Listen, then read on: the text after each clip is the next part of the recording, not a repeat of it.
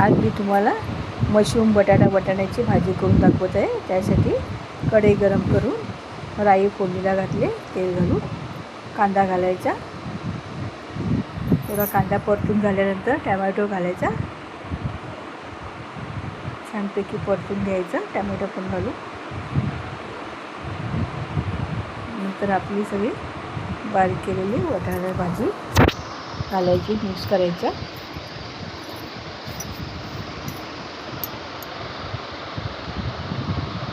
त्यात हळद, तिखट घालायचं।